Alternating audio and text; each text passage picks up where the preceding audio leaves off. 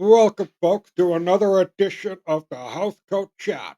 Now, I'm thinking it's going to be a late night thing, evenings that I will be posting these. So I am not quite sure what to make for a name. I love the housecoat idea because I'm always wearing a housecoat. So the late night with the housecoat, I don't know. But anyways, it's the Housecoat Chat. And here we are today, folks. It is Saturday and it is a fine day. Got some things accomplished around the house. Put some brand new sheets on the bed. It always feels good to have something new. Treat yourself, whatever you want to call it. Yes, folks, it is nice today. And also, I just a little flabbergasted by everything that's going on in this world. Pat King was sentenced today, and or not sentenced, sorry. He had his trial kind of rounded up, and he's been guilty on a few charges of mischief. This is really a scary scenario for all of you that are protesting now and in the future. You may be targeted like Pat King has been, and for all the things that have gone on during the convoy days, can you honestly think and say that they were bad? I mean, I know mainstream media was horrible portraying, and CBC doing their Fifth Estate episode on the Coots 4 was a shocker. Um, Yes, there are many people out there that are trying to discredit the CBC story with actual facts. Jason Levine, he is a PPC candidate, People Party of Canada, still independent, according to what he's been saying online on X. Give him a shout out, give him a following. He is a decent person, and I say decent because he's actually speaking out about things that Canadians should be concerned about. And yes, the Pat King trial and the Coots 4 people, they are deserving of our attention, and we should be championing around them. Maybe not the residents of Ottawa that suffered the honking in that convoy protest, but most definitely the Coots 4 deserve the public support, despite what we have heard. And if you were actually able to read the real evidence and the honest truth, which is the likes of Jason Levine, uh, the perfect blend, there is also the other guy that I'm trying to remember, but it'll come to me. All I could say is Jason Levine on X. If you could find him, you will find the truth on the convoy and you will find the truth on the Coots 4. It is a shame that our mainstream media is allowed to do what they do. Now, I have to remind you people, and you should actually Google or even use Grok if you're an X user, is to ask when were the laws for censorship repealed by the government? I know the Obama administration has repealed the propaganda or the use of propaganda within the United States from the government and so on. They repealed it. I mean, like they killed the bill that was made shortly after World War II to stop the government from using propaganda on its own people. So you think back to when it was Obama's administration until what we have today. On the US side of things, you should see a correlation of bullshit that just keeps piling up, that the mainstream media and the government kept adding to the pile of shit, bigger than the high pile that the guy on Jurassic Park saw. Remember the original movie when he saw that big pile of shit? Well, that is exactly what the government of the United States has done with their own censorship laws.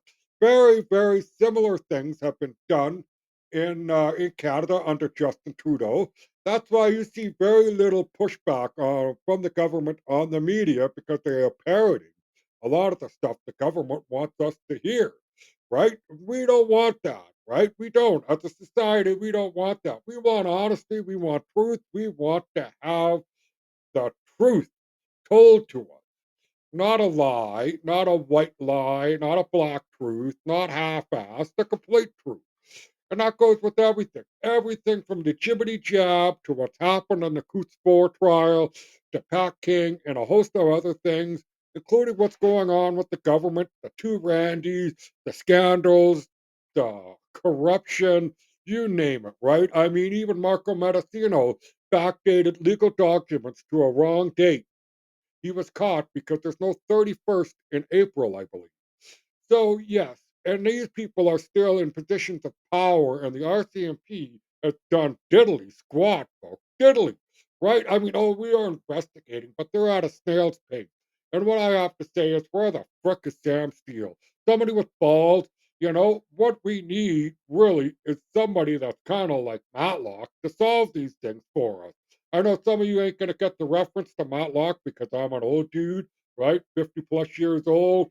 That old show was great because that Southern charm, and he was able to weasel out the truth, right? I mean, that's what the whole beauty of that show was. He got down to the truth, right? And that's important. And that's what we need from our government. We need that from our institutions, right? I mean, you just take a look at the fiasco of COVID, and I hate bringing that word up because that's flagged on YouTube, right? And then I'm not going to have as many views because I said COVID. What we do? I said a word. I'm just a dude in a housecoat, right? Don't take my word for it. Look up information, folks. It's called reading. Use your own judgment. If somebody gives you a press release and says these are the talking points of the government, you should be looking at each point the government's making and actually do a little digging for yourself, right? Just think about what we got just handed to us by the liberal governments for a holiday relief, right? If we all agree and we vote this in, you will have no GST for a couple of months, and we'll give you $250 if you had a T4 slip in 2023.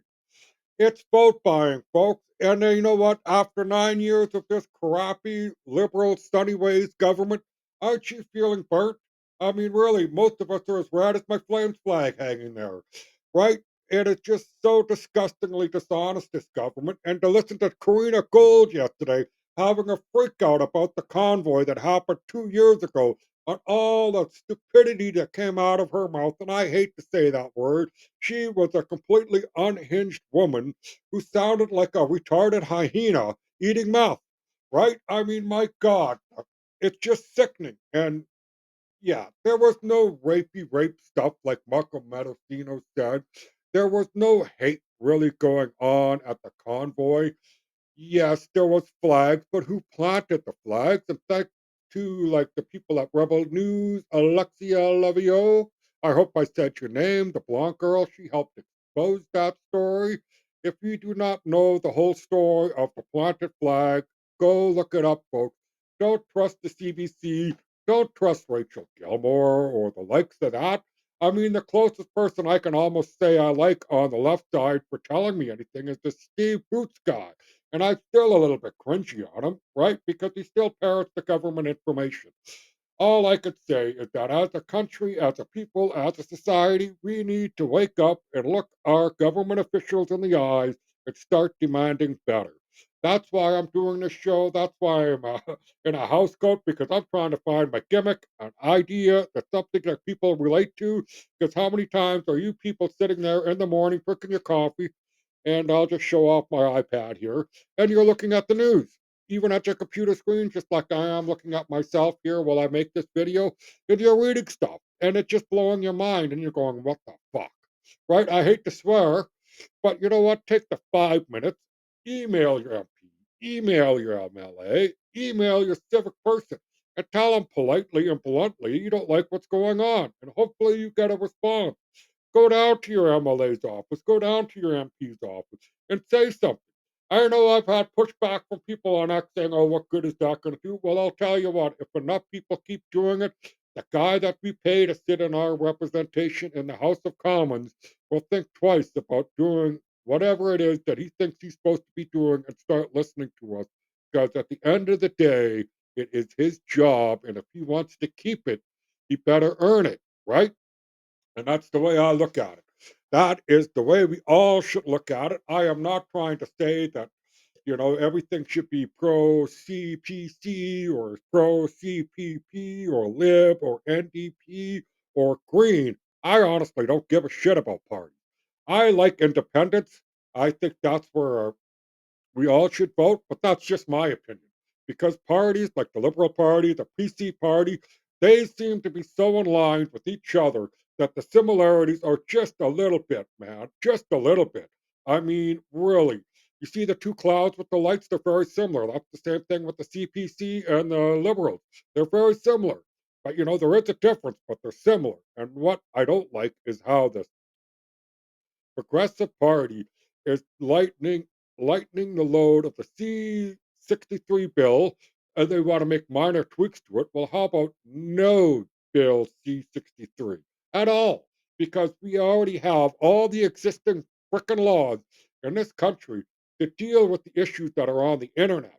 The sad part is, just before the introduction of BC-63. Sorry, folks. I know I have speaking issues, but I don't care. If you're listening, thank you. Anyway, Bill C-63 is a Trojan horse for censorship. Yes, it is, folks, censorship. It has nothing to do with child safety because I know that for a fact because I listened to the committee meetings when they discussed Bill C-63 shortly after the government, ARIF, ARIF, I hope I said that name right, ARIF, it doesn't matter. Our top justice minister struck down the child luring law that prevented at that moment when it was struck down, investigation for child luring by the RCMP had to stop. And Bill C-63 does nothing to stop what the other bill ended did. I hope I made sense there. The child luring law they struck down is being replaced by a censorship tool that is doing nothing for the previous law that protected children. And yet the liberal government is continuously putting the children out in front, just like Adolf Hitler did during the 30s. It says, think of the children. It is such a ploy, it is such a historical tactic that politicians have used time and time again to try and bring in some piece of legislation that the public does not want. And right now, as a Canadian, and what I see around the world, from the freedom of my internet, of the access that I have, of the information that is given to me freely on the internet, I don't want that restricted. I do not. I do not want to not be able to know what's going on in Ukraine, truthfully. I do not want to be able not to know what's going on in Gaza, the United States, within my own country. I want the truth, even if it hurts, even if it's disgusting. You know what? That is the truth. And I am on unfiltered, which means basically anything that's been sent my way or shown on my feed is what I get. I have no blank screen. I have no cover up, right? I get exposed to all the gruesomeness, and on the odd occasion, the stupidity of some people putting, I guess, porn in it or whatever. You know what I mean? I'm scrolling hockey videos, and the next thing you know, I see like three guys all on a row doing the human centipede. Click, boop, boop, screen away, and then bleach in the eyes. But anyways, I'd rather see that than have censorship. The honest God truth. And you know what? That way I know that I can meet the nutcases like Dylan Mulvaney openly and see that he's crazy. He could do whatever he wants to do, but in my opinion, he is crazy, right? Just like a host of other people. They are crazy. And we need the freedom of speech. And we need, well, I'm almost rambling on my talk here, but let's just cut it down because it's almost approaching the time limit for people's attention span to watch videos. I will just sum it up here, folks.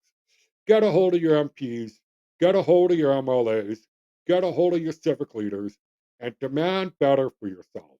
Because there are other people out there doing the same thing, including organizations that are not within this country trying to change our ways. There's also organizations in this country trying to do the same thing. And if you're not liking what's happening and you don't voice your opinion or say to your elected officials, hey, what's going on? I don't like it. If enough of us do it, things will be better for us. If we sit back and keep taking it, folks, Canada will no longer exist. And to end that, folks, I will just say I would like to share some positive vibes. Let's get them out there. Positive vibes. I know there's a lot of people out there that talk negatively and yell and scream and are angry, and let's all get angry. Well, that's not my intention on my show. I want to raise awareness. I want you to think for yourselves. I want you to read for yourselves. And I want you to have good, positive energy. And I want you to share that energy. And if you don't have a dog in your life, please go adopt a pet, even a gerbil. Make a little furball happy. Anyways, folks, take care, and you all have a wonderful evening. Thank you.